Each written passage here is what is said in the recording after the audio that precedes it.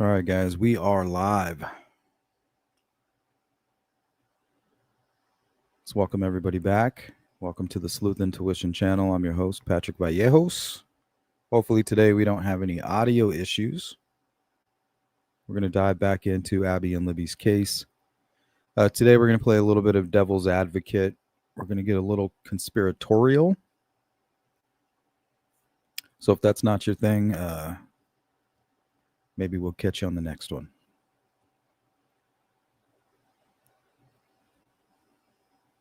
Welcome in, She Warrior. Karen Hick. Beth, what's up, Beth? Happy Friday, everybody. Ralph. Tambi.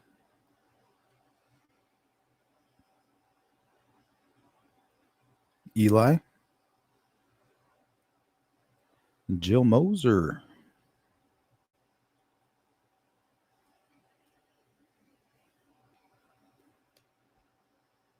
Okay, some of the things I want to talk about today relating to Abby and Libby's case, also known as the Delphi murders.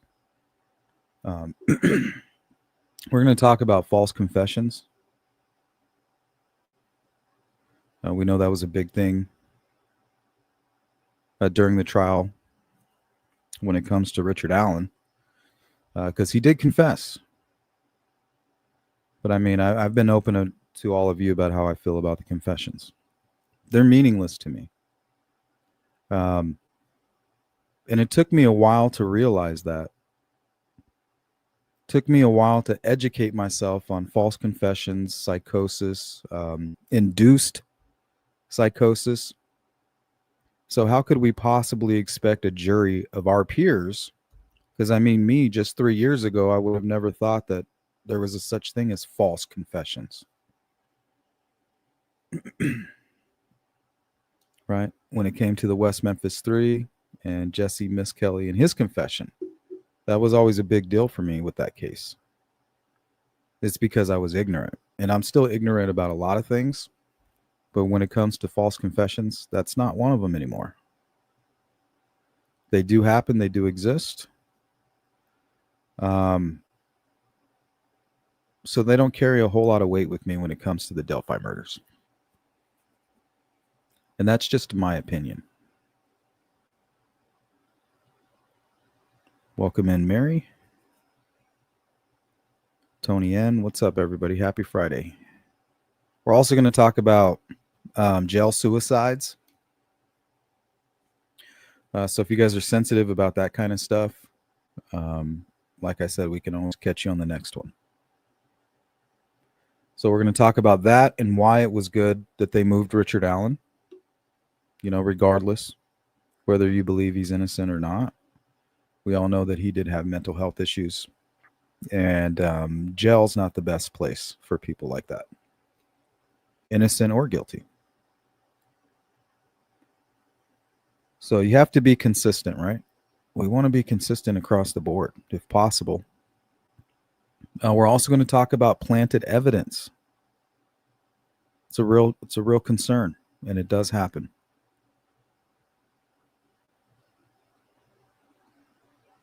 And also, we're going to talk about sophisticated false alibis. So when I say we're going to play devil's advocate, we're going to get a little conspiratorial. We're going to get into the Brad Holder stuff. Maybe towards the end, we can get into David McCain, his possible association with the Oddfellows, their connection with Freemasonry, and his dream to basically take over that entire area and turn it into a historical landmark. And then all of their connection to things like Freemasonry and stuff like that. And how real is it? I mean, is this realistic? We'll look at some cases where these things have actually happened. And then I guess everything in between. Oop, Tony's playing hooky. Nothing wrong with that, Tony. It's a mental health day. Wonder what the jail phone calls sound like now for Richard Allen. Well, there's rumors that he's bragging about the murders now. Um, it's all just hearsay, you know. I'm sure he's in much better shape. He's probably acclimated by now.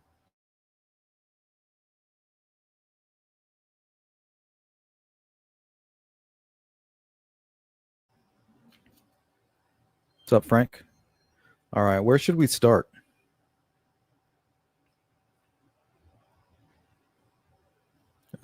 What about Jack the Ripper?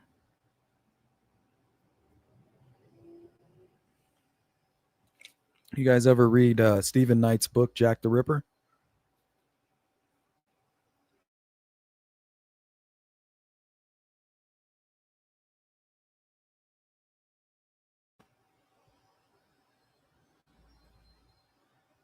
Tony says Freemasons are lame and anti God, but not sure they are involved in the Delphi murders.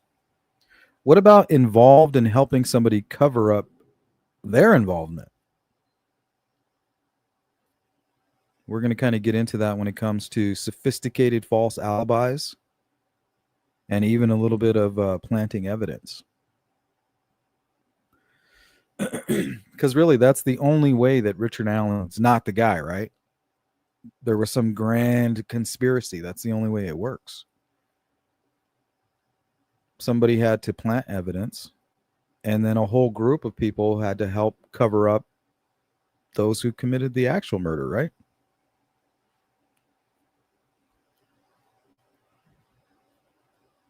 Which one's more likely?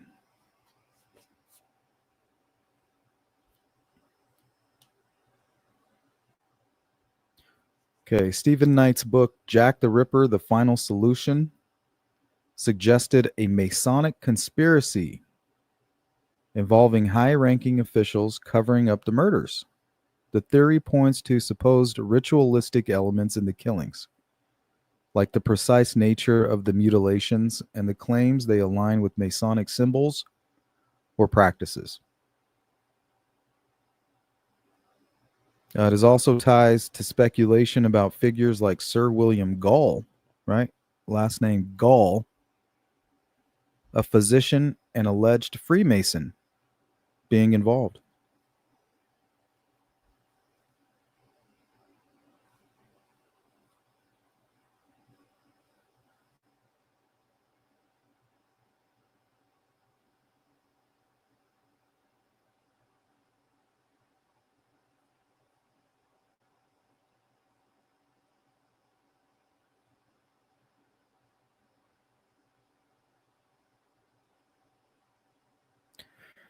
Whoops, put some of my notes in the wrong folder. Hold on.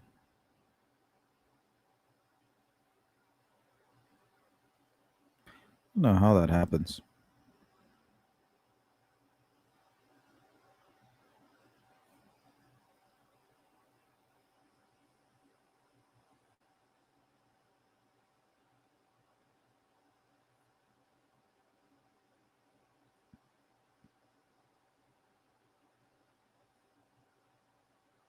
And now I'm missing one. What the hell? See if I can find it. Okay. There it is.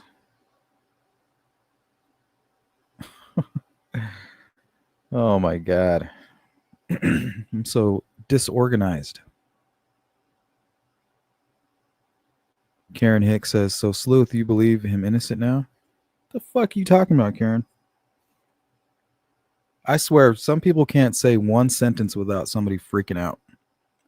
Oh my God. It's probably already on Reddit. Sleuth is pro Richard Allen.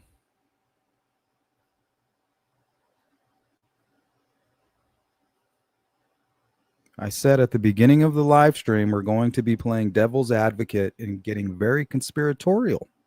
What part of that didn't you understand?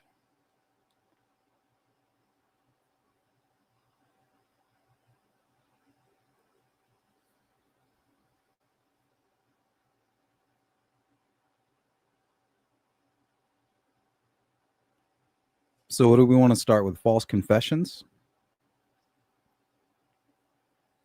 Yeah, if we have time, Tony, we're going to talk about the Oddfellows. It's a very prominent secret society there in Delphi, and it's connected to Freemasonry. We know Brad Holder and Nick McClelland are both Freemasons, whatever that means.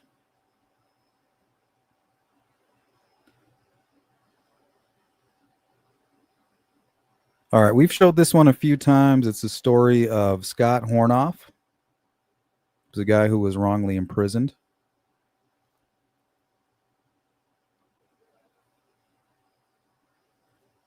All right, guys, if I have any audio issues, make sure you tell me. And if you can't hear this video, let me know and we'll turn it up.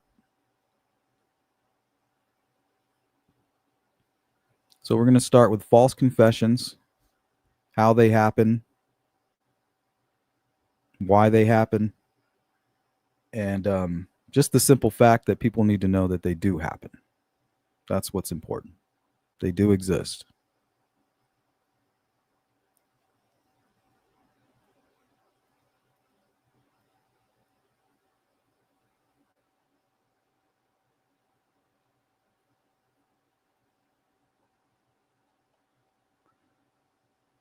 All right, just sharing my screen.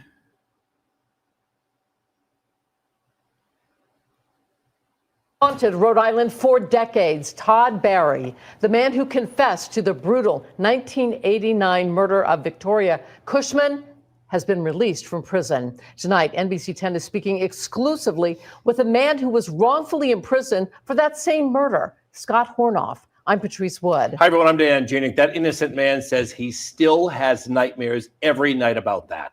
The Night Team's Leanna Falk is live in Cranston tonight with the interview you'll see only on 10. Leanna?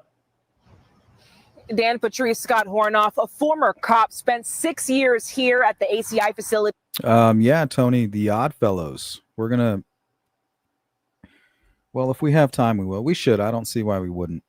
It's what I wanted to talk about yesterday, but we're having so many audio issues and everybody just got frustrated in the chat. So it's just like, whatever. We'll do a part 2. And if we can, we'll get to some of that information. But a big part of yesterday's stream was going to be discussing that, the Oddfellows. We've talked about it in the past. In Cranston for a crime he did not commit. Now, I spoke with him 22 years after his release about the memories he says still haunt him to this day. I don't really think about it when I'm awake. I still have nightmares almost every night. A brutal murder, a shocking affair, and the confession that changed everything. It's been 22 years, but still, the suffering continues for Scott Hornoff. See, what happens is these investigators, they get you in this really small room, and the walls start to close in on you. And you think, well, they can't arrest an innocent man. Like, it's just impossible. Like, whatever happens in here, it's not real, right? Everything they're saying is bullshit. It's all lies. It's not going to affect me. So it doesn't really matter what happens in this room because I didn't do anything. I'm innocent. So after 12 hours, sometimes 48 hours of being locked in that room, in some cases, you say, well, I'll just admit to it, because there's no way they're going to lock me up. But I feel like that's the only way I can get out of this room. And then once I get out of this room, I'll talk to my attorney and we'll figure it out. But the moment that they confess, that's it. That's now evidence. They don't get to go home. They go right to prison, right to jail. And that confession shows up in court. And nobody talks about the fact that they were, beaten down in that interrogation room, mentally. Being in prison or being told that I have to go to prison or escaping or being chased. It was August 11th, 1989. 29-year-old Victoria Cushman brutally murdered in her Warwick home. And what followed nearly as shocking. Hornoff, a married police officer and Cushman's lover, arrested, tried, and convicted of the crime. I was sentenced to life, and I would have done life because I never would have confessed to something I didn't do. Hornoff would spend 6 years behind bars, branded a killer, before Todd Barry came forward. I did a horrible thing to this poor girl.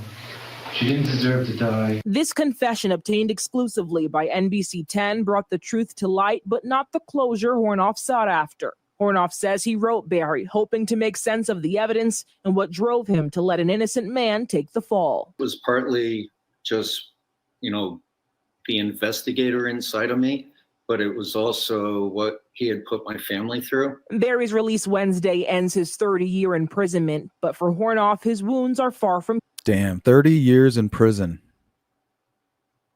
for making a false confession. So the same thing happens when you're locked in solitary confinement. It's called induced psychosis. And that's a little bit of what happens in those interrogation rooms. They psychologically break you down. They know what they're doing.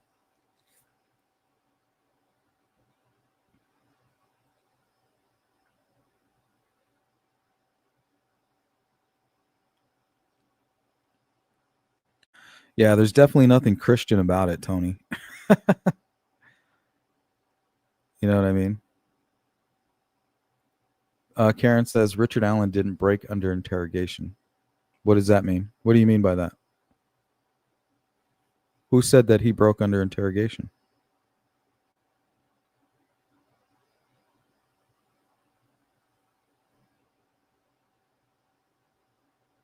Now remember, guys, if you're acting emotionally to any of this information, that's an indication of confirmation bias. Get it under control. Like I said, we're playing devil's advocate here. If you have the inability to look at things from both sides, from both perspectives, really your opinion doesn't mean anything to me. You're entitled to it, but I'm not going to pay much attention to it.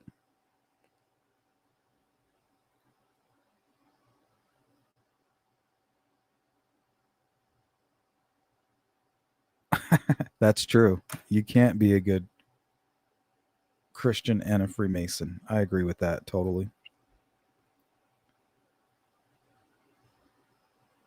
Because that's what it is to be a Mason, to do the things that you want to do without people criticizing you and judging you. Let your freak flag fly, so to speak. What's up, Dan? Yo, yo, yo. Good to see you.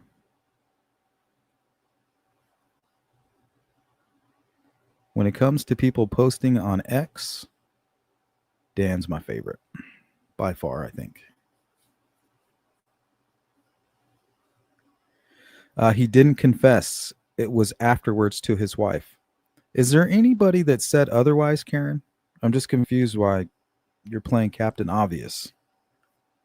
Is it because I played a video of a guy confessing in an interview?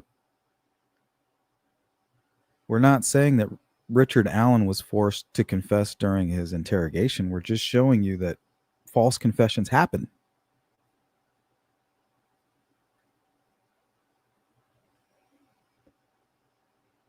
Is this thing on?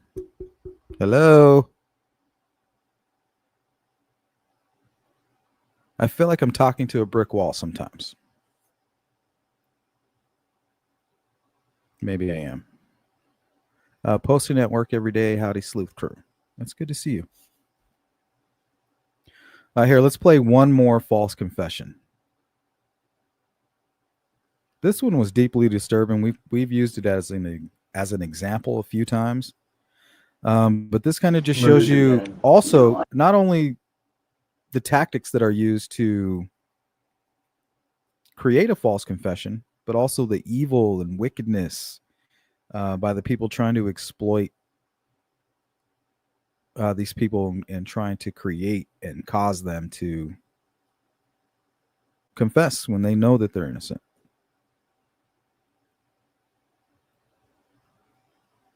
I did. Yes, you did.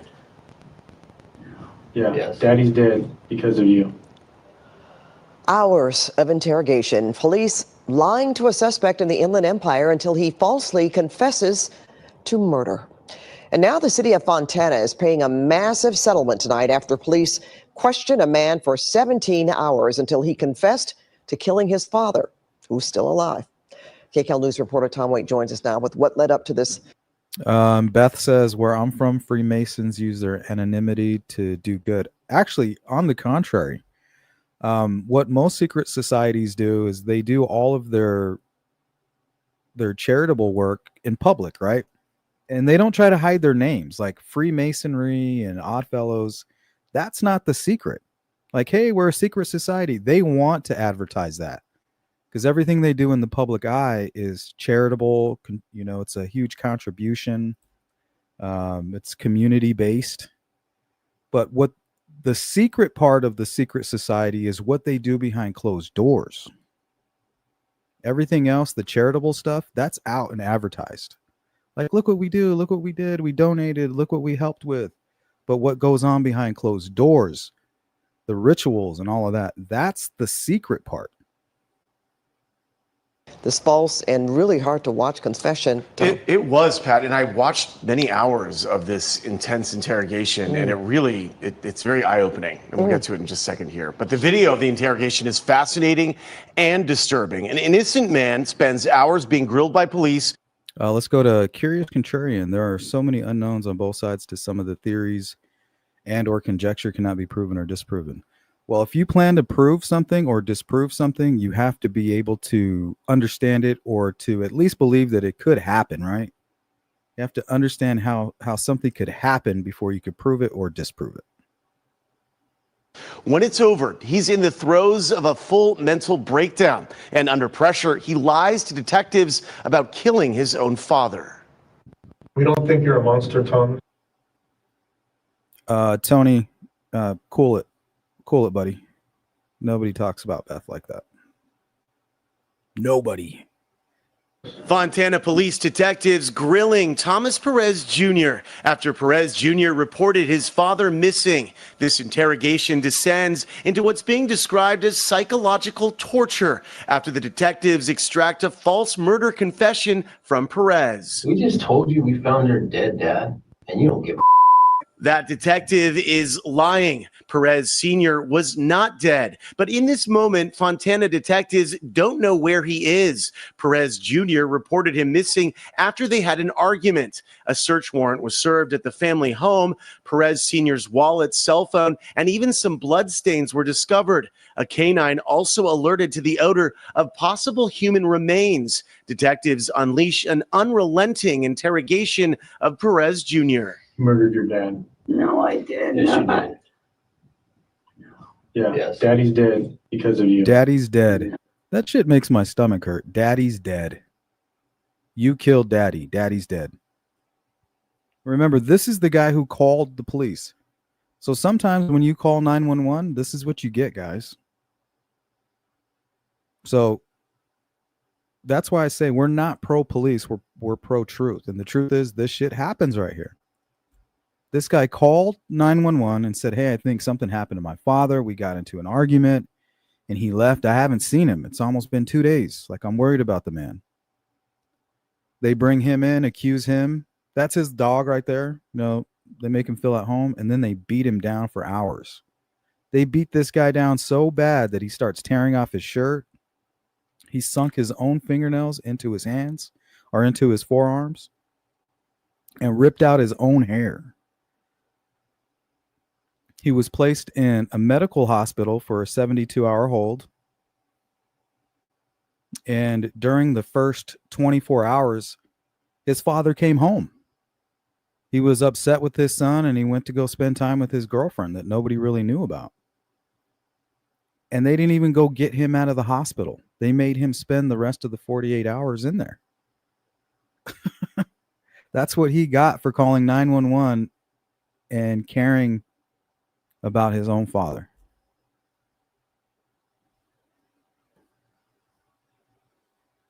Crazy.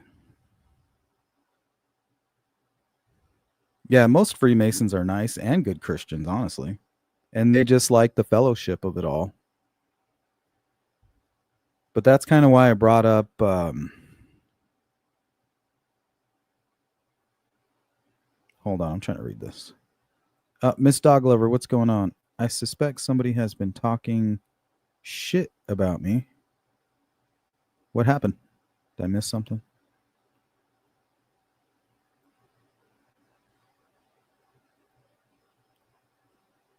Not being censored? You think talking shit is being censored? Being disrespectful and rude isn't being censored, buddy.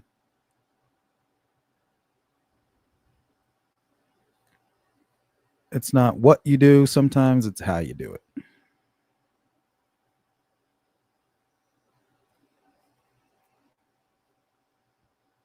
All right, here's a couple of other cases of fabricated evidence. And this is just going to be from my notes here.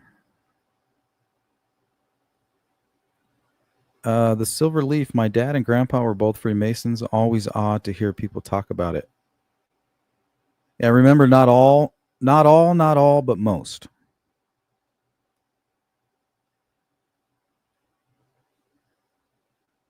Or maybe even not most, but some.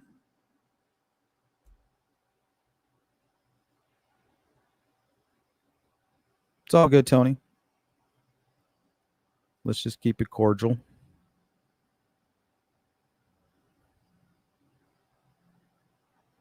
Yeah, let's keep the distraction to a minimum. I think I've been pretty lenient with the chat for the most part. But it is getting a little out of hand.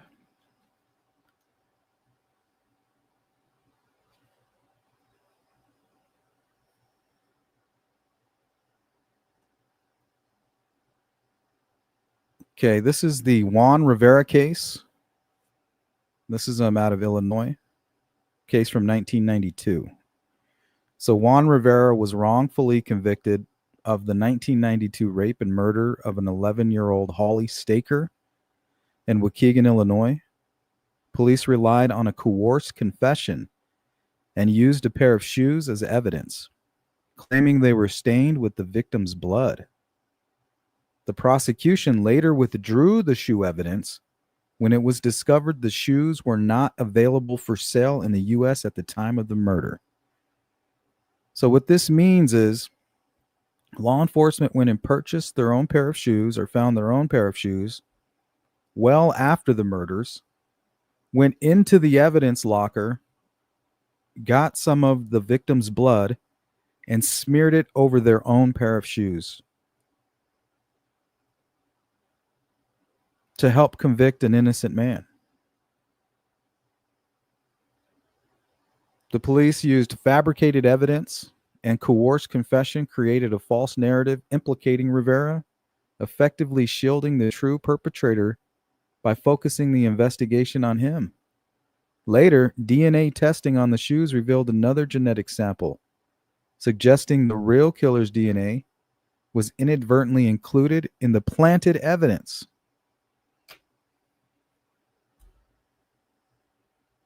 He received a $20 million settlement for that.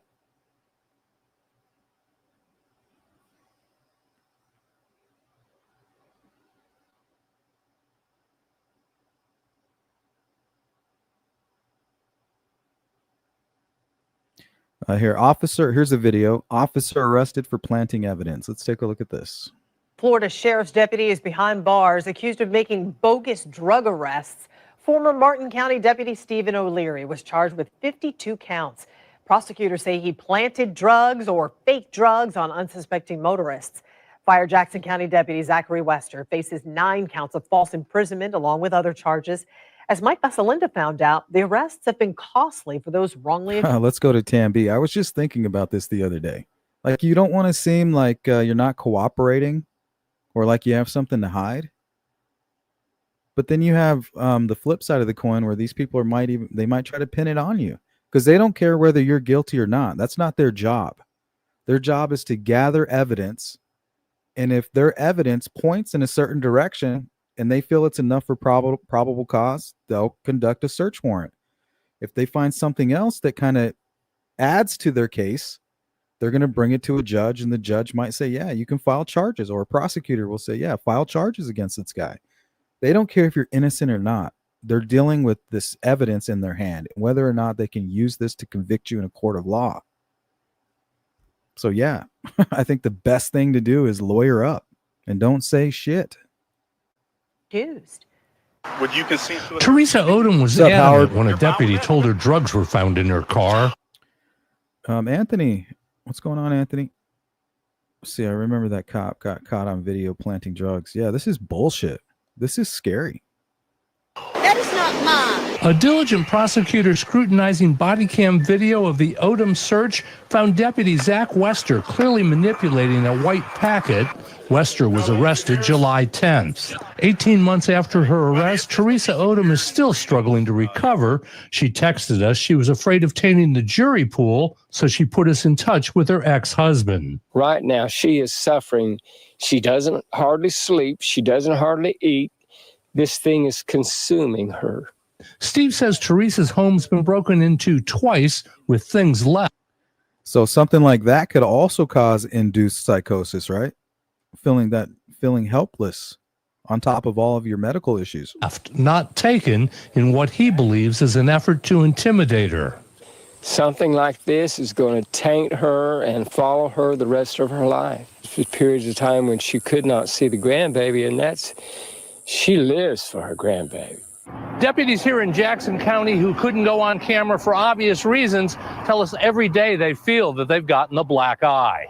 Here in Jackson County, 119 cases were dismissed involving Zach Wester. The arrest of former Martin County Deputy Stephen O'Leary Monday has tainted at least 14 cases. Steve asks an important question. What price you put on a life that is ruined? And the courts may be the one to answer. The two deputies and their agencies are facing more than 50 lawsuits. Reporting from Jackson County. So, I mean, it does exist. We all got to concede to that, right? False confessions are a real thing. Induced psychosis is real. Planted evidence does happen.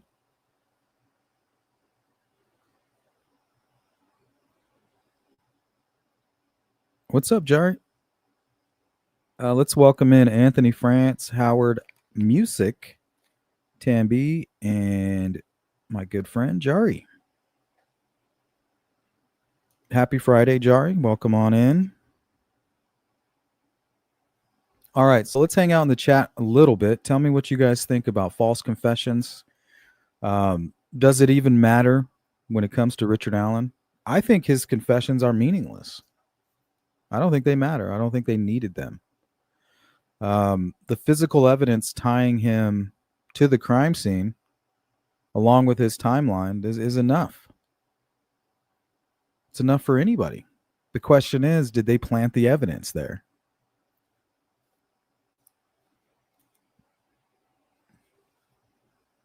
Is that even something that would really happen? Is it even realistic, or is it too far-fetched? What's up, Frosty?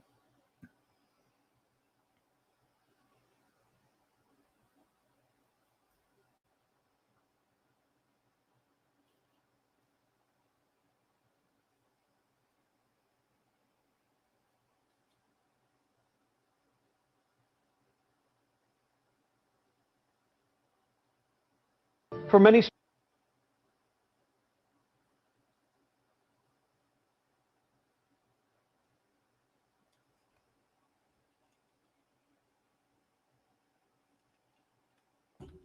You guys drinking coffee? Made myself a nice iced coffee. No vanilla extract. I ran out a couple days ago. But either way, cheers. Whatever you got in the cup. J Ray, how you doing?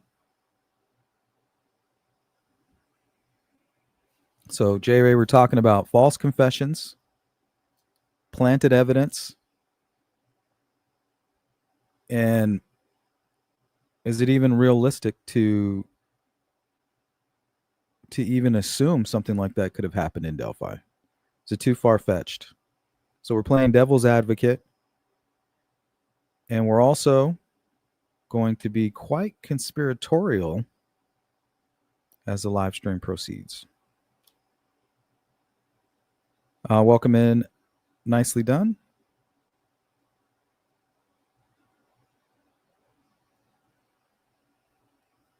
Miss Doglover, sadly, in my own personal experience, they will always say the evidence was planted or contaminated. Exactly. So what do? You have a suspect who says, I'm innocent. They planted that. They planted the evidence. And then in some cases, it's actually true.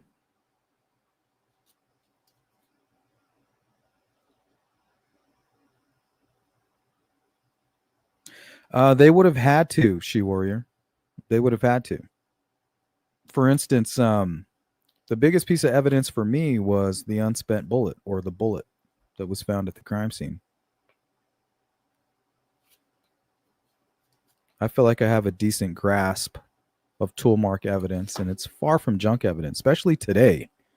They're using tool mark evidence with today's technology to release people who were convicted on tool mark evidence in the 90s. So they're using today's tool mark evidence to get people free, because the tool mark evidence used to be shit.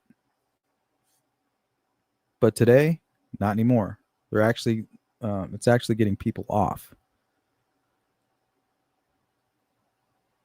So if it can get people off of murder charges, it can get people on them, like Richard Allen. So the only way to explain that, and that's why we're talking about it, is that somebody planted that bullet. And now, I haven't really come across any cases where people were actually, investigators or police officers were going into the evidence locker room and swapping evidence. I've never seen anything like that. So it feels like apples and oranges, really.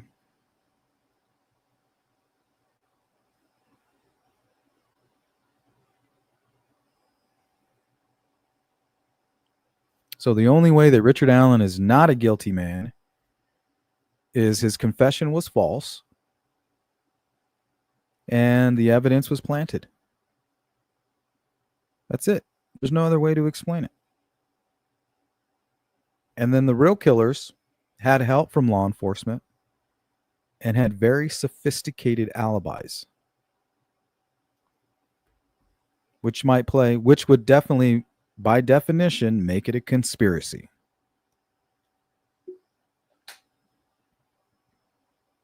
So it's not that Freemasons were involved in the murder, but if the murderer is a Freemason and he's asking you a favor, what do you say? What does the Freemason, or what does the Odd Fellow, what does he say to his fellow member when they're coming to them in their hour of need? Isn't that the whole point of a secret society? So the one opportunity you have to actually accomplish your goal, for example, a Brad Holder, like, hey, I need you to help me falsify some documents, or maybe even after the fact, punch in the information, right? You can do things manually later on. So maybe that person who was assisting is the fellow Freemason. Not that it's the Masons committing this ritualistic crime, but they're using that secret society to help cover it up and to lean on others, using that secrecy.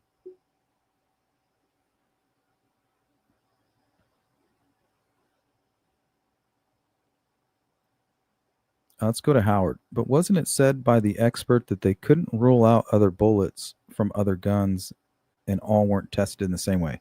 That's not what that means, Howard. What that means is it's like a fingerprint. Like, you can't rule out all fingerprints, right?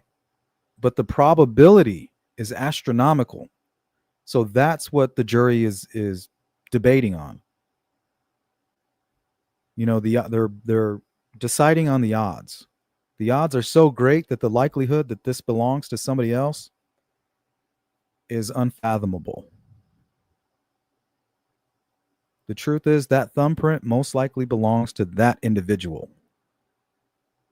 I mean, we can't rule out any other thumbs. But statistically speaking, yeah. A lot of times, same goes for the DNA. What's up, bad actors? Jari, conspiracies are right up my alley, but not in this case. Too many people would have had to be involved. And that's the point I'm trying to make, Jari. I mean, think about it. It's just so elaborate. Just for somebody like a Brad Holder to be involved, he would need like 3 or 4 other players. He would need somebody at his job site to manually punch in his time card information.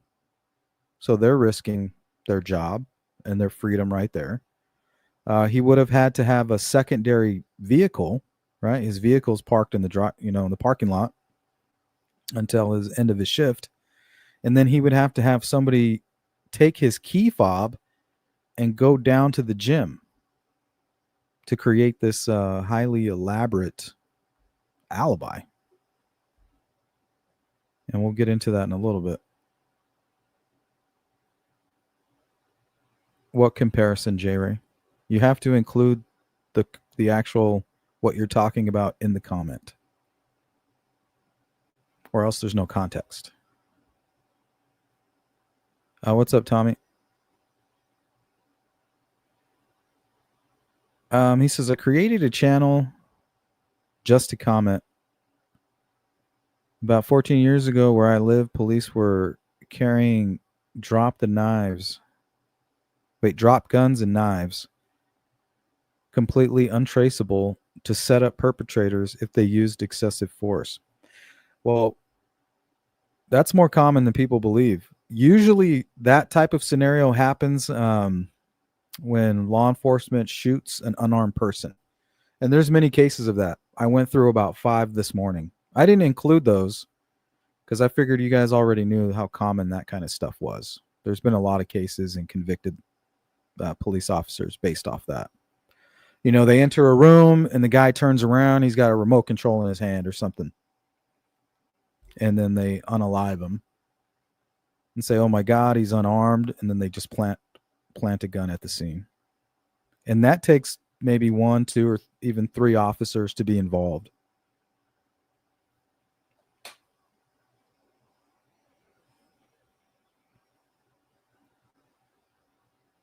No, it's a good example, Jerry. Because that's what tool mark evidence is. It's just like a fingerprint. So I disagree with you.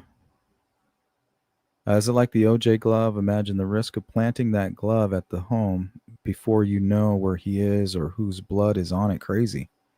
Yeah, it's like the case where the investigators bought a pair of shoes and took blood out of the evidence locker, or I don't know, where would you get blood evidence from? Why do you even have access to it? It should be in a medical lab. There's no reason that the investigative team should even be near that blood anymore. It should be like at a medical facility only.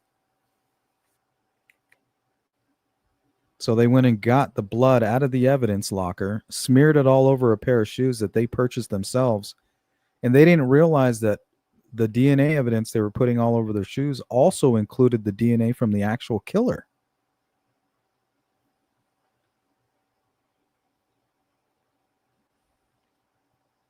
What's up, Tammy? They were also getting money from D dealers by watching until the customer left, pull them over and take the without arrest and return them back for a cut. I don't doubt that. I don't doubt it at all.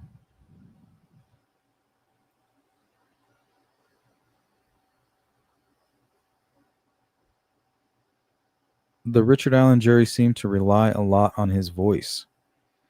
Yeah, which is extremely reckless.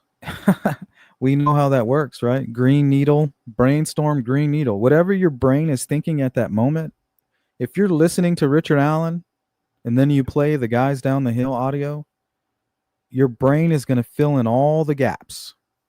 You're going to hear brainstorm or green needle. Whichever you're thinking of at that time is what you're going to hear. You can do the same thing with Kagan Klein. I've even done it with Anthony Greeno's voice. I was watching a video where people were trying to accuse him. And I was like, Anthony Greeno? That'd be weird. So I listened to the voice because he said it. He's like, yeah, people say that I sound like the guy. I was like, does he? So I went and listened and I was like, oh shit, he sounds like the guy. but it's just because I was listening to him and then playing the audio. So that's why we try to talk about brain games and how that kind of stuff works, even when it comes to audio and frequency. There's going to be some things that I can hear that you can't, especially when it comes to younger people versus older people. The older you get and the worse off your ears become, there's just certain frequencies that you can't pick up anymore.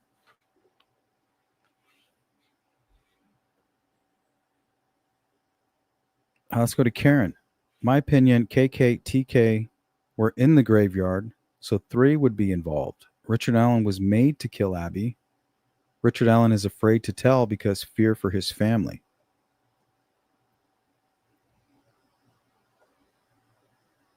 Jari says, I could hear Doug Carter for a while. Yeah, if somebody was to come up to you and be like, that sounds like Doug Carter, and then you listen to Doug Carter and play the Down the Hill audio, you're going to be like, oh, wow. But what you're really hearing is just the dialect.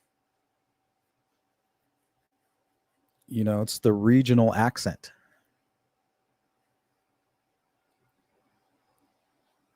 Same goes for Ron Logan, Brad Holder, whatever. Anybody from that area is, it would be easy to fill in the gaps.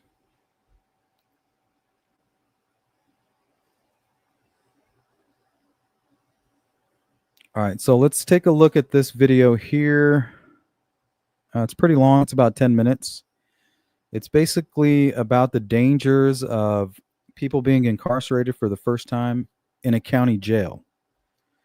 That's where most suspects have access to items that they could use to take their own lives. That's why it was very important for them to transport Richard Allen. It wasn't, in my opinion, part of some grand conspiracy to make him confess. But we can look at that if you want to. Like I said, we can play devil's advocate about that. If this is some grand conspiracy, that would be a great tactic. We're going to just treat him like shit, and we'll have him confessing before we know it. Because like I said, it does happen. People go into prison, they go into solitary confinement, and they'll confess to killing JFK. It's like torturing somebody. If you torture them long enough, they'll confess to anything. That's why torturing is pointless. You're not getting any information. They're just going to say what they think you want to hear. For many struggling with mental illness or addiction, spending months in the county jail can turn into a death sentence. On average, those in jail are 4 times more likely to die by suicide. It's a problem experts say that is only getting worse during the pandemic. In reporting on this difficult subject, there are details and images that may be unsettling for some viewers. Here's Tom Lydon of the Fox 9 investigators. From the outside, newlyweds Maria and Joshua Fury looked like the perfect couple. The illusion shattered in May of last year, when Maria was reported missing. The majority of these cases, it's the person they live with. From the start, detectives became suspicious of the husband. His story just didn't seem to add up. So is there any reason for me to be looking into you that you made her disappear? Nothing. Oh, I love my wife. Okay, so you didn't do anything to her? Because it'd be better if you told me now, because if we find out later, then it's going to be a different story. Make sense? Okay.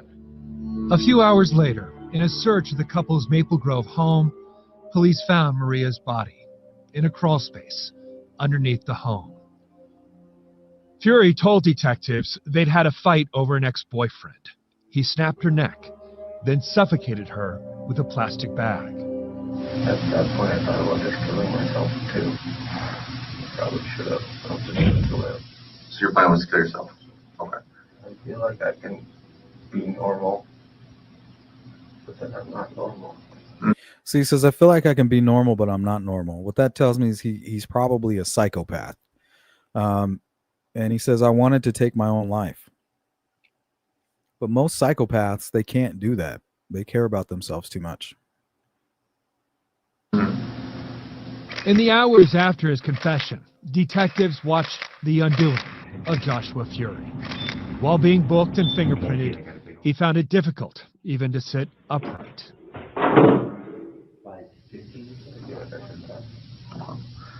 See, this guy reminds me a lot like Richard Allen, exactly what Richard Allen was going through. Somebody who was already suffering and from mental health issues, and that's what played a big role in the crime itself.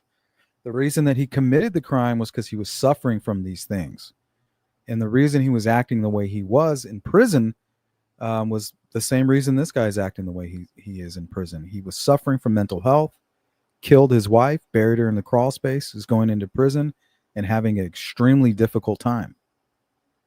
There's no death penalty in Minnesota. No. Fury's ex-wife warned detectives Josh is very conscious of how he presents himself, and it would be extremely likely that he would attempt suicide rather than face a trial. Maple Grove police told the Hennepin County Jail, Doesn't that sound familiar, Richard Allen? You know I care what people think about me. And apparently he tried to take his own life on a few occasions.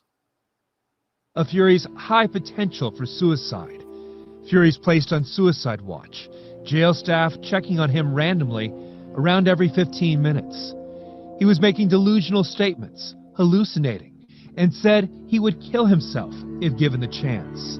Sound familiar? 5 weeks later, after pleading guilty to murder, he's taken off suicide watch due to good behavior and moved to a different part of the jail for those with mental health issues. But he was still struggling. He told his parents he was having flashbacks and hearing voices, but that his new medication helps him realize the voices are not real. On July 25th, he talks briefly to his parents before returning to his cell. At 6:45, a guard briefly looks in and sees Fury standing on the left side of the cell, his back against the wall, his eyes closed. The guard said that wasn't unusual. Sometimes inmates just take a moment to themselves. The guard moves on.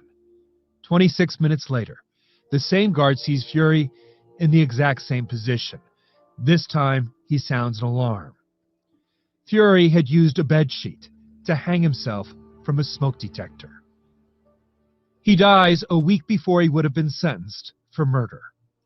According to the investigation by the Minnesota Department of Corrections, there were...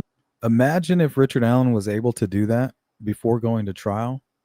Where would we be now? So if we would have left him in jail, innocent or guilty, he probably would have taken his own life.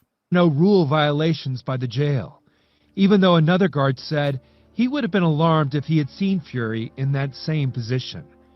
But Fury's suicide was hardly unusual.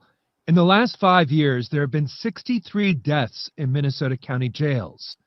33, more than half, were suicides. 7 of those suicides were at the Hennepin County Jail. Why do you think the numbers are so high for your jail for suicide? Well, we're the largest jail by about 3 times. Sheriff Dave Hutchinson says the numbers don't reflect attempted suicides or self-harm events his jail staff actually prevent. 20 interventions so far. J-Ray says, I think he likely didn't because of his mom and his wife. No, I think that's the reason why he would have. I think if he would have had the opportunity to do it, he would have done it. And what they did was they took that opportunity away from him by transferring him out of county jail into the prison for a 24-hour watch. This year, and as many as 169 saves in previous years. Mentally ill people, people suffering from mental health crisis, do not belong in jail. They belong in care facilities that don't exist, so they can have talk therapy, they can get medication, they can get school programs, job placement. We're doing it backwards now. How many of the folks here at the Hennepin County Jail do you believe would be better suited to be in an environment outside the jail? I would say 20% or more. People like Najah Khan Powell, who hung himself after he was brought over from a hospital psych unit. His underlying crime, a probation violation for not taking his medication. The state investigation found a 37-minute gap in one of his welfare checks at the jail. And that's a chronic problem. Welfare checks that were missed, late, or simply done too quickly were cited by state investigators in the suicides of Gabriel Farnsworth, Robert Kellermeyer, Miguel Garcia, and Tristan Keys. These people need our help. They don't need to be punished and sitting in jail. Sheriff Hutchinson says the pandemic has only made things worse, so he's made changes, adding 2 mental health nurses to a medical staff from Hennepin Health, a suicide risk assessment upon intake, medication-assisted treatment for those in withdrawal from opioid addiction, and increasing health and welfare checks to every 25 minutes. State law is 30, and checking for signs of life. But the reality is, it's still a jail. The jail should be saved for people who we are scared of, not for people where we have no other place to put them. Michelle Deitch is a national expert on jail conditions. Jails have become really Wait, is that true, J. Ray? Says they can put you in jail on a probation violation for not taking your medication. I'm sure in some instances, yeah, because I know a lot of people, every time something happens to them and they end up in jail, it's because they got off their medication and went off the rails.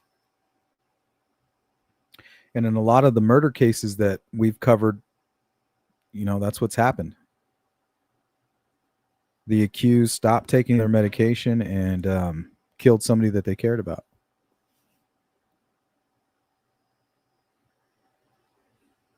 Nicely done, says the signs were there. I think Richard Allen was high risk. For S? I think so too. I think Richard Allen was a ticking time bomb. Remember when the murders of Abby and Libby happened, his life was in turmoil. If you look at most murder cases, it's preceded by a stressful situation in the perpetrator's life. Bankruptcy, lost job, divorce, cheating, infidelity. There's something going on, a death in the family. There's always something preceding it.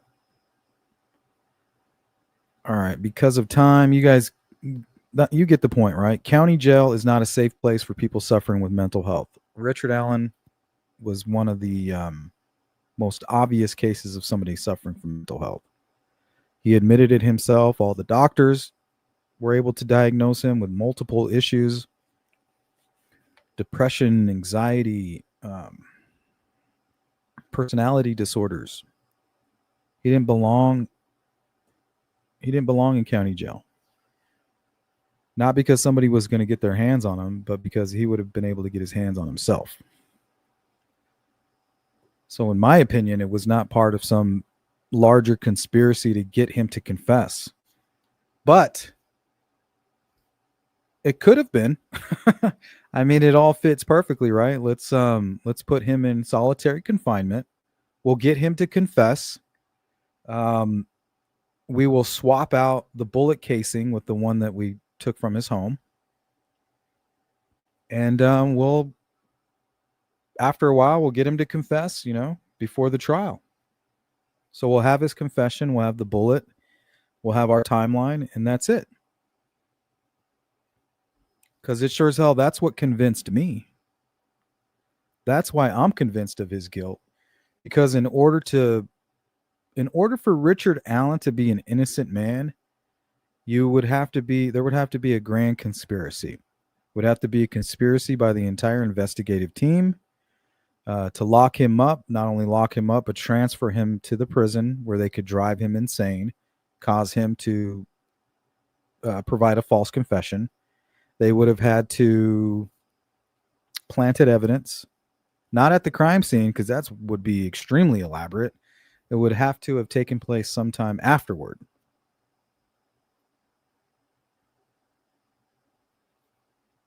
It just doesn't seem real.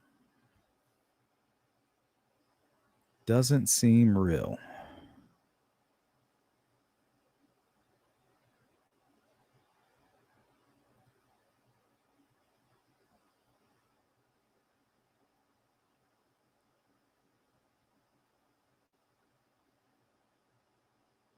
He said the guy who ended himself was in there on a probation violation for not taking. Oh, okay. Unless I misheard him. No, I'm sure you're right. That does make sense, because I know a lot of people end up in jail or end up killing somebody because they didn't take their medication. It's like everybody knew that they were high risk, pulling out knives, attacking people in public. having that explosive narcissistic rage that only medication could dampen. You don't take that, you're going to be a maniac. Like me, myself, and Irene. Thank you, Jari. Hey, Fishy, what up? Welcome in. Big fish, small pond. Fishy says, I disagree that they'd need a grand conspiracy. Well, how do you transfer Richard Allen to prison just on a whim, right? The sheriff was like, well, I got to get him out of there. He has to be part of the conspiracy. If they're transferring him to prison for the sole purpose of causing or generating a false confession, he's part of a conspiracy at that very moment, right? Because he's conspiring to cover up a murder and pin it on somebody else. Unless you think Sheriff Tobe could have done that all by himself. So Tobe's the killer. Tobe's the one doing it all. Otherwise, I mean, it has to be a conspiracy. There has to be a group of people involved in this. There's too many moving pieces. Thanks, Jari. If you can't hit the Cash App, hit the like button. It's right there. Just click it. Just one pill away from chaos. Exactly. Go watch interviews of murder suspects that involve mental health issues. One of the main things is I stopped taking my medication. Almost every time. Are you on medication? Yeah, I'm on medication, but I stopped taking it. Oh.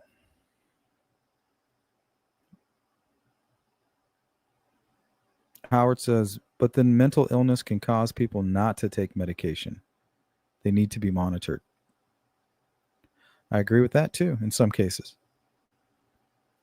Fishy, for one, I believe they 100% believe the bullet was fingerprint evidence. You know that for a fact, or you're just speculating?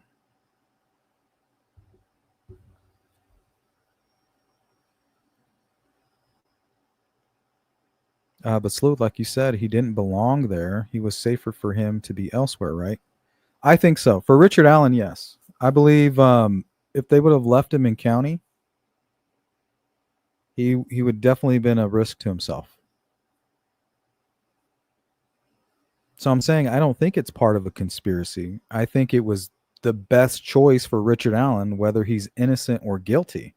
I think it was a non-biased choice made by the sheriff's office to make sure that their suspect goes to trial, knowing the dangers there. They even admitted it. They said, we're not equipped for this. He needs 24-hour observation. We can't provide that here in Carroll County. Tony.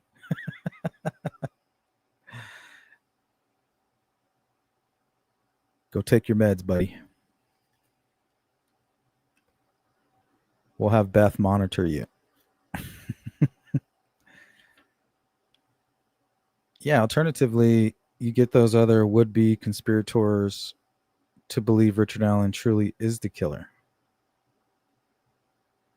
Like, I don't know. That doesn't make sense to me, Jerry. I'm just going to convince you of that. No, you have to be motivated. You have to have your toe in the pond. You're not just going to be like, oh, I'm convinced, so let me go ahead and risk my career, my family, my freedom to join your little conspiracy because you've convinced me. Yeah, I don't subscribe to that. Doesn't seem realistic. And I'm not saying all this conspiratorial stuff sounds realistic. I'm trying to convince you that it's ridiculous. But we can play devil's advocate if you want to go into fantasy land. I'm all up for it. Let's do it.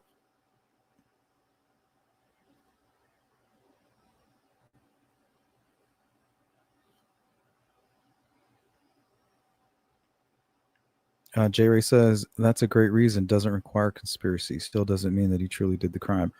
Well, the bullet is evidence and almost proof, right, that he did the crime.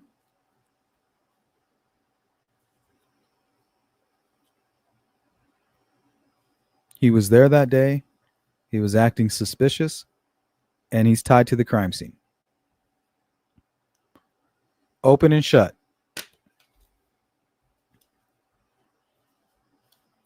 Lock him up and throw away the key. The only way it's not open and shut is if you believe that the evidence was planted.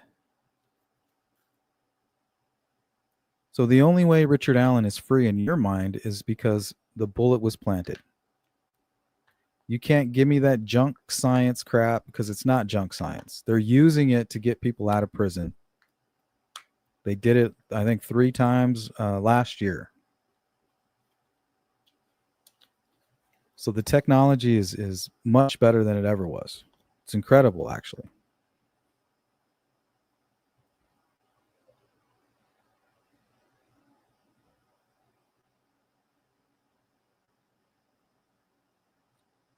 But they convinced the whole public.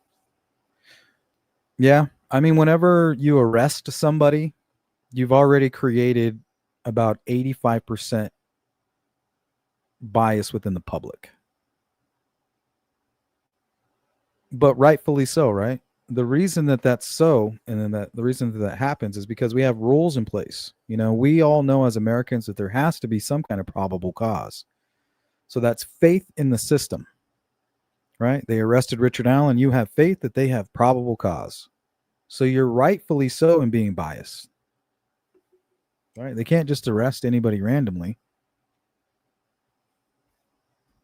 So you ask, well, what is the probable cause? Well, they found a bullet at the crime scene that matches his gun. Oh, well, that's junk science. They had to fire. It doesn't matter. That's not the way tool marks work. If you're not getting a good thumbprint from a guy, right? You dip it in ink. There you go. You stick it on the piece of paper, and you're not getting a good thumbprint. You're going to do it again, and you're going to do it harder. You're going to do it a different way. Not to mention, nobody knows what Richard Allen did that day with his gun. So how are you going to recreate what this guy did, and you have no clue what he did? So you don't know if he fired the gun. You don't know if it was full of mud for whatever reason. The firing pin didn't. I don't even know if that gun has a firing pin. But either way, that's the way tool marks work. Doesn't matter how you get it. If it matches, that's it.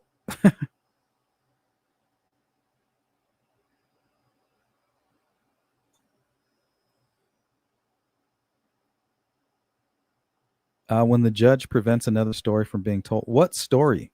You think that they should just be allowed to tell any story? What if they told the story about Kelsey being involved? Or what was another good one?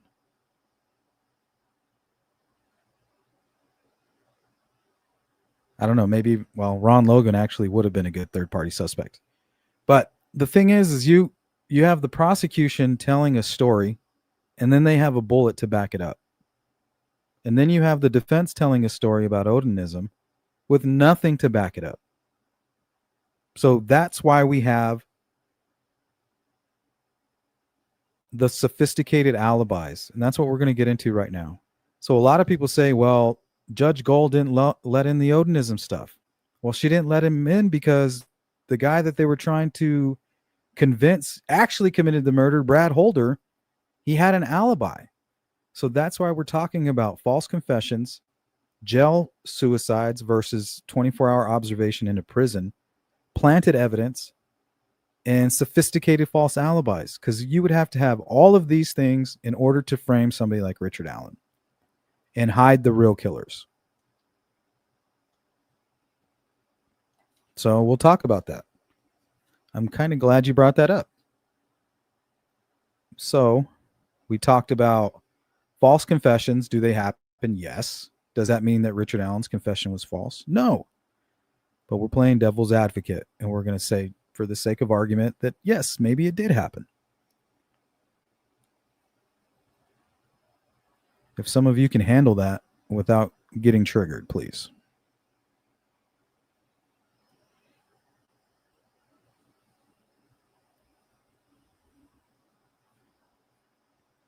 What about him?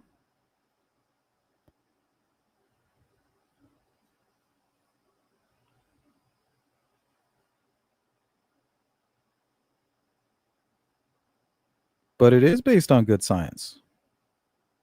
It's based on great science. The science is so good that it's getting people out of prison that were falsely convicted. That's how good it is. Do you think that that's good or bad? Do you think, let me ask you an honest question, Fishy. They're using the same technology that they used to convict Richard Allen with the bullet evidence to get people out of prison. Do you think that we should put those people back in prison? Because because of that technology is not good science? Should they go back to prison?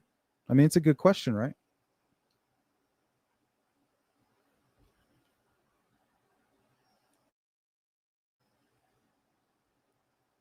There's lots of cases. We've done a few different live streams on those cases. People actually being exonerated, spending 20, 30 years in prison and being let out because of the new technology, the new tool mark technology.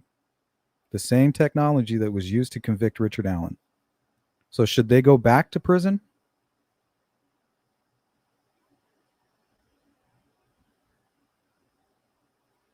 It's a fair question, I think.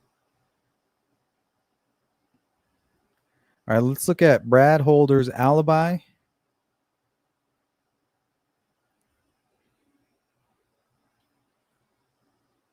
The murders occurred between 2:30 p.m. and 3:30 p.m. February 13th near the Monon High Bridge Trail. Holder, a Logansport man whose son dated Abby Williams, was identified by Richard Allen's defense as a potential suspect due to his alleged ties to Odinism, cryptic social media posts, and possible connections to the crime scene. He had a Facebook post mimicking the crime scene, according to the defense. The defense argued that law enforcement cleared Holder too quickly without sufficient scrutiny. And remember, they even used Brad Holder as a consultant, I believe, in another case that involved Odinism. So I don't know if they were doing that to try to trick him, try to gain his trust, or they're just friends with him. We know his son is now a cop, so do with that information what you will. So let's start with his work records. Indiana State Police Lieutenant Jerry Holman testified that employee records from Liberty Landfill, located about 30 minutes from Delphi, showed Holder clocked in at 4:55 a.m. and clocked out at 2:45 p.m., right? That's his alibi. Done deal. He couldn't have done it. On the 13th. This timeline places Holder at work during the estimated time of the murders. Also, the gym check-in. Holman further testified that Holder checked into a gym in Logansport using a key fob at 4:08 p.m. on the same day, suggesting he was in Logansport approximately 20 to 30 minutes from Delphi, shortly after the murder window. CCTV footage. Social media discussions on platforms like Reddit indicate that Holder's alibi was supported by CCTV footage, showing him arriving at work and leaving work, though this has not been independently verified in court documents cited, which is true. I don't think they verified it through video.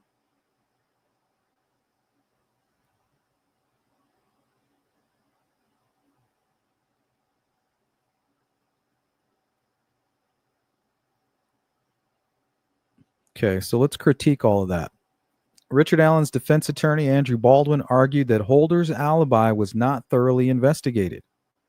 They questioned whether Holder himself clocked out at 2:45 p.m., suggesting someone else could have done so on his behalf. Deputy Rogers' report only noted timesheet provided by Liberty Landfill's HR with no mention of verifying Holder's physical presence through coworkers or additional evidence. Not to mention lack of phone data. The defense highlighted that investigators extracted data from 101 phones during the investigation, but did not examine Holder's phone. Despite his son's connection to Abby and his suspicious social media activity. Posts about runes, Odinism, resembling crime scene arrangements. This raised questions about whether phone data could have contradicted his alibi. Okay, so let's look at this.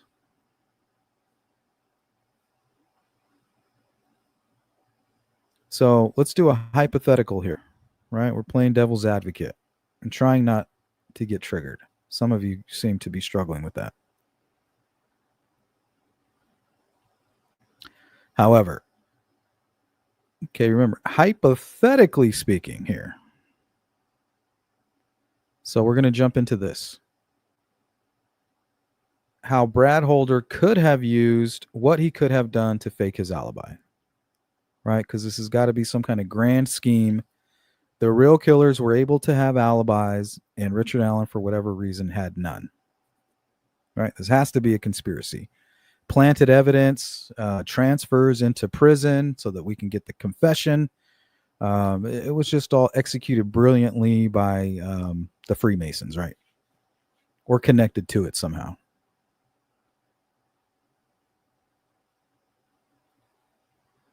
Fishy, your interviews with Patrick Westphal and Julian Powell were so good. Much respect for your work on this case, and shout out to them for coming. Yeah, shout out to them. I appreciate that, Fishy. Thank you.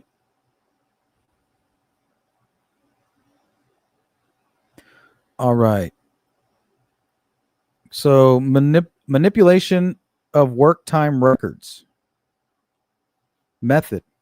Holder could have enlisted a coworker or supervisor at Liberty Landfill to clock out for him earlier than 2:45, creating a false record that he was still at work during the murder window, 2:30 to 3:30 p.m. So maybe that's where the Freemasonry and the secret society and all of this, the brotherhood comes into play.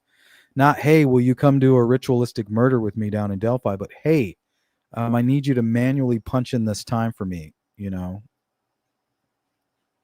for a specific date. And then that person doesn't even realize that they're a suspect in a murder, and then life goes on without even thinking about it. I just did a favor for a fellow Freemason.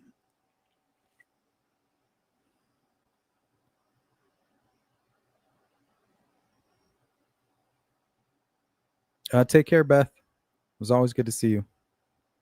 I'll see you again soon. Okay, so he could have left the landfill by 1:30 p.m., giving him enough time to travel 20 to 30 minutes to Delphi, commit the crime, and return. A trusted colleague could have used Holder's employee ID or time card to log his departure at 2:45 p.m., or he could have prearranged for the time clock system to be manually adjusted.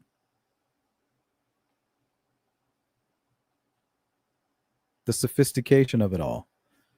This would require coordination with another individual, right? Another person who knows the dirty secret, which is why it's hard for people to keep secrets when there's so many people involved. That's always the argument, right? Well, if it was a group crime, somebody would have said something. Not necessarily. But that would definitely involve a conspiracy, right? Other coworkers helping you to falsify your time card. In the landfill used a digital time keeping system. Holder would need knowledge of its vulnerabilities, lack of biometric verification, or access to alter records, which could involve technical skills or insider help. To cover his tracks, he might have ensured his car remained at the workplace, leaving it in the parking lot to avoid suspicion from coworkers or security cameras.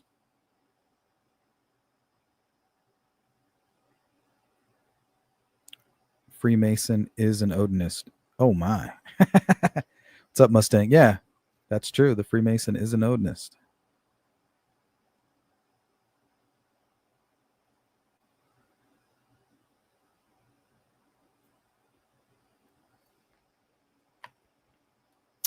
No, don't know anything about that.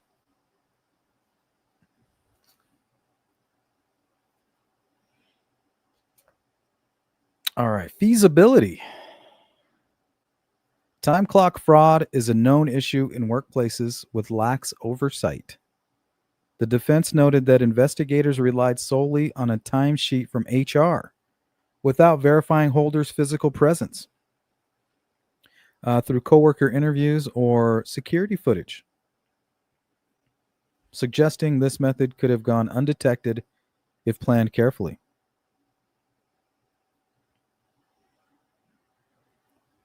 It's always good to see you, Mark. Welcome back in.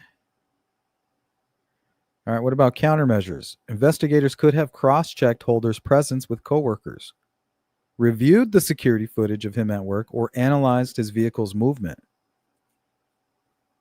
I don't know if Indiana has license plate readers or if his vehicle had GPS, but it doesn't sound like they would have checked anyway.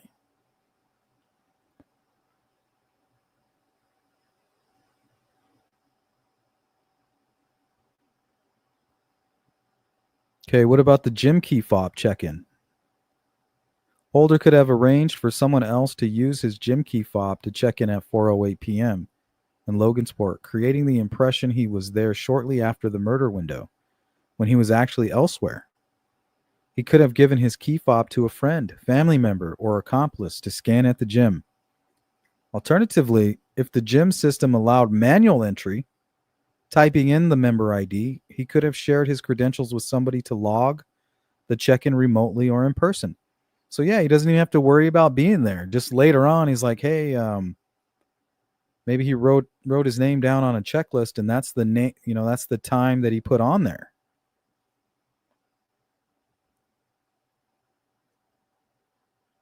There's no reason for anybody there, whoever's entering that information in manually, to care or to second guess it.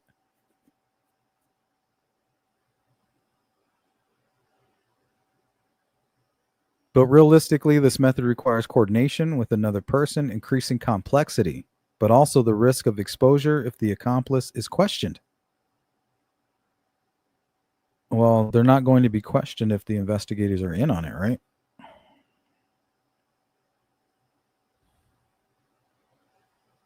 So this will be our 10-minute warning. Well, actually, this will be our 7-minute warning.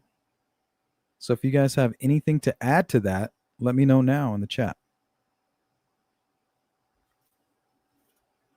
So, I mean, this would be one of the greatest conspiracies ever.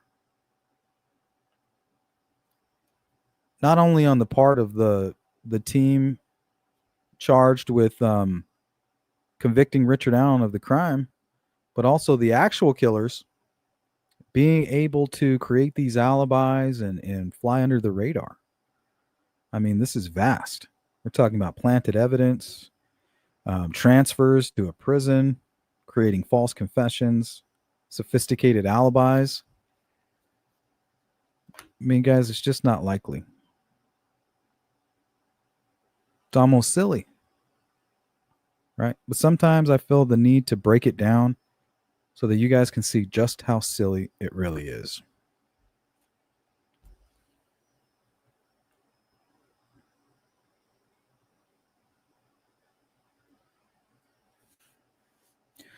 Fishy. Thing is, the identity part isn't actually crazy. That's the fact that that group were practicing asatru.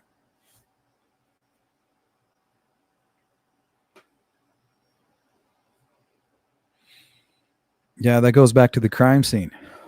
You know, the sticks, were they runes? Is that an F, upside down L, or is it just a handprint?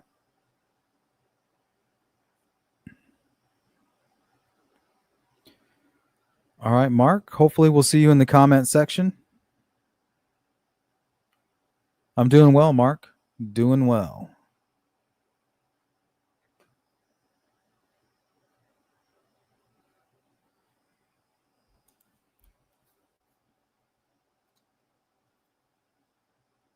You know, the thing is, though, false confessions, it's a real thing. It does happen.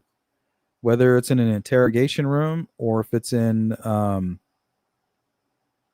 lockup in some prison jail cell, false confessions do happen.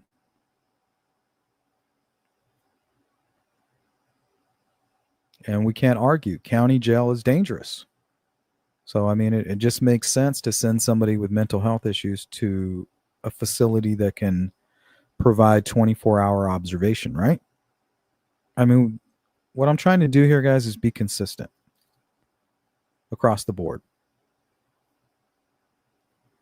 Not cherry picking, not being biased, just analyzing everything.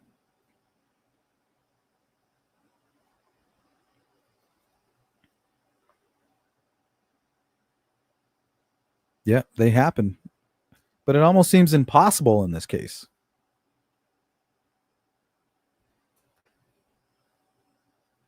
Because even if the investigation team and all of these people were involved in a cover up and in a murder, the question is why? Why would all these people support anybody that killed Abby and Libby? What could possibly be the motivation for that? Protecting a brother? It just doesn't make any sense. The only reason they would ever protect somebody like a Brad Holder and pin it on somebody like a Richard Allen is if they themselves were also involved. I just don't see anybody saying, oh, my Freemason brother, I'm going to risk everything for you.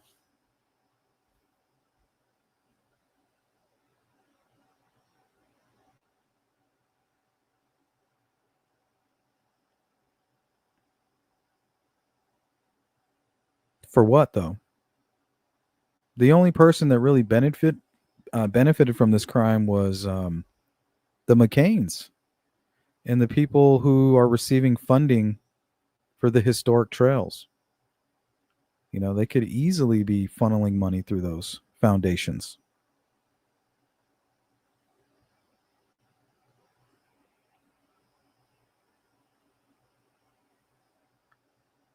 So what are you saying, J. Ray? Two birds with one stone. So you can say they killed Abby and Libby so that they can get the benefits for the trail system, and they can funnel all that money through their foundation. And then other people who are involved are taking that opportunity to conduct a ritual, and they're all in on it together in some way or fashion, maybe convinced by the investigative team, like, hey, you guys will have total freedom to do this ritual or to play this out, and we'll protect you. We'll make sure that we frame old Ron Logan. Nothing will tie back to Dave McCain or any of you Odinites. And we'll pin it on some random guy that was at the trails that day without leaving any DNA whatsoever.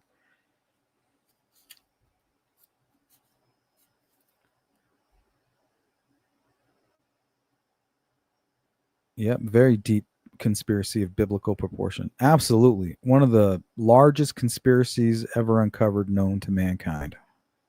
Would take the whole Carroll County Sheriff's Office, ISP, two different groups of local Freemasons. It would take a whole lot.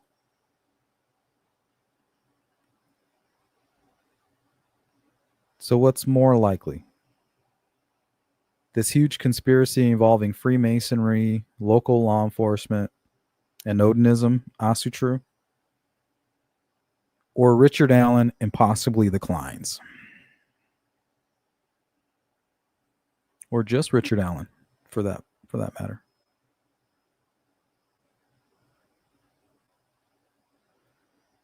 Oh, I don't know. When you said two birds, that's the first thing that came in my mind. Like, how do you tie it all together? How do you accomplish two things at the same time, right? You have the conspiracy to gain power and land and more money through your foundations involving the trails, and your connection to local law enforcement through secret societies. Tony, more like Richard failing. Yeah, absolutely. That's most likely what happened. And sometimes it's hard to understand unless you really break it all down, right? To see how ridiculous it really sounds.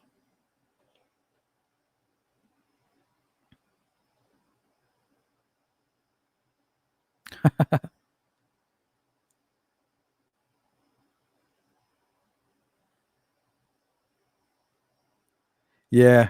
Yeah, this is not the West Memphis 3 here. Richard Allen isn't he's not as relatable to the satanic population as the West Memphis 3 were. You know, there's some people out there that relate to Richard Allen. They see themselves in part of him, and that's their own projection. But people like the Dixie Chicks, Eddie Vedder, and Johnny Depp, they also saw themselves in the West Memphis 3.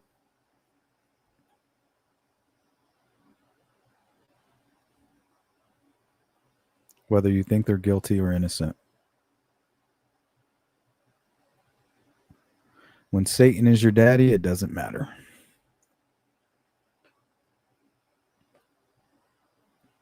Fishy, not going to get triggered. Still have some questions, but not a crazy conspiracist. Thank you for your patience, Sleuth. Absolutely. Remember, guys, if somebody brings in an alternate theory or an alternate set of events, if for whatever reason you get emotional or you feel triggered by it, that is a telltale sign of confirmation bias. Now, it's okay to have confirmation bias as long as you identify it and you have the ability to put it aside when needed. But if you don't see your own confirmation bias, it's going to be an uphill battle. Let's welcome Mandy to the Sleuth Crew. Welcome, Mandy.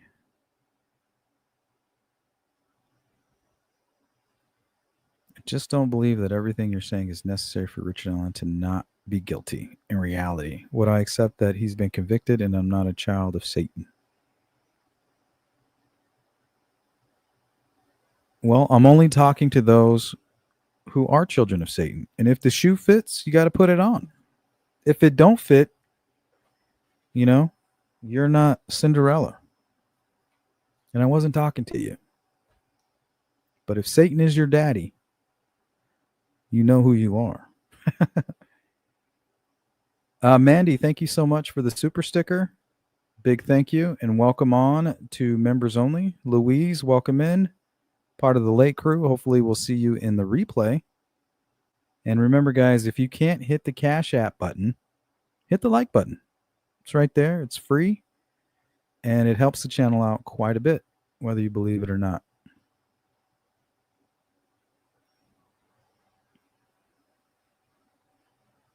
All right, guys, you enjoy the rest of your Friday. I'm sure I'll see you today. We have something planned, but when your wife is pregnant, you got to be flexible.